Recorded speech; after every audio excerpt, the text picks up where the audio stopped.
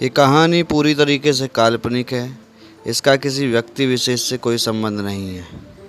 ये कहानी मनोरंजन के लिए बनाई गई है। उत्तर प्रदेश में सीमापुर नाम का एक छोटा सा गांव था। उस गांव में मंगलू नाम का एक गरीब किसान अपने परिवार के साथ रहता था।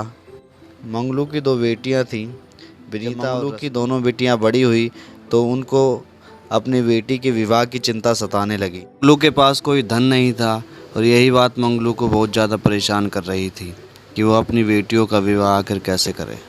एक दिन मंगलू जब खेत से अपने घर जा रहा था तो पीछे से उसे किसी ने मुड़कर देखा तो वो रामू था।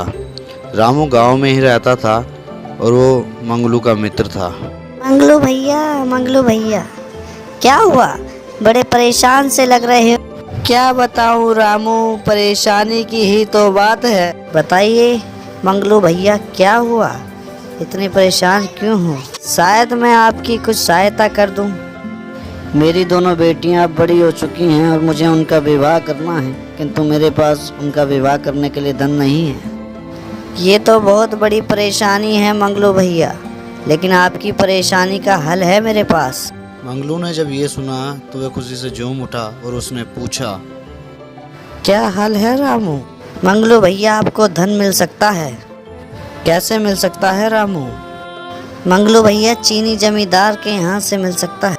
सुनकर मंगलू खुश हुआ किंतु थोड़ा चिंतित भी हो गया और दुखी हो गया। चीनी जमींदार बहुत ही कठोर व्यक्ति था। उसकी कठोरता के कारण लोग उससे डरते थे। ये सादे किसानों को थोड़ा सा धन देकर बहुत ज़्यादा ब्याज उनसे वसूल किया करता था।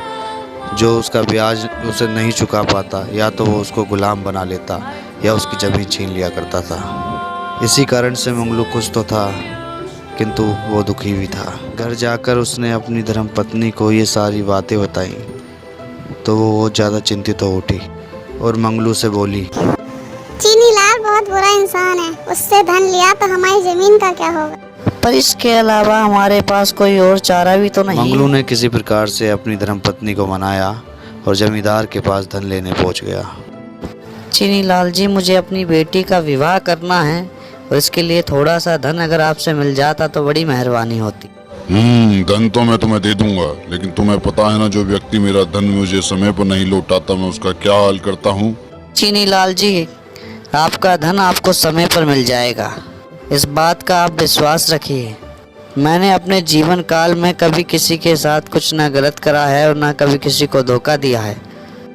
ठीक है मंगलू, ये सारी बातें तुम मुझे लिखित में दो। चीनी लाल ने मंगलू को धन दे तो दिया किंतु बदले में उसकी ज़मीन के कागजों पर उसका अंगूठा लगवा लिया।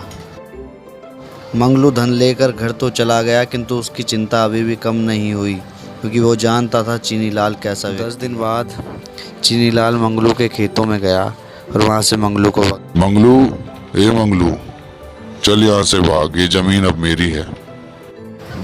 चीनी लाल जी, आप क्या कह रहे हैं? तूने मुझसे पैसे लिए थे अपनी बेटी के विवाह के लिए और मुझको बोला था कि 10 दिन में अगर तू पैसे लौटा नहीं पाया तो तेरी जमीन मेरी हो जाएगी। तूने जमीन के पेपरों पर अपना अंगूठा भी लगाया है सबूत के तौर पर। मालिक, ये क्या बोल रहे हो?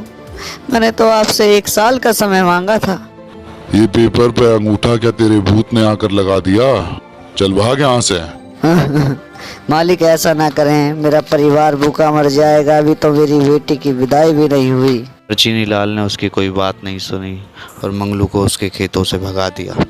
मंगलू रोता हुआ अपने घर को जाने लगा। मंगलू की ऐसी हालत देखकर उसकी धर्मपत्नी बहुत ज़्यादा चिंतित हो उठी और उसने मंगलू से पूछा, क्या हुआ जी, क्या हुआ? आप इतने दुखी क्यों हो?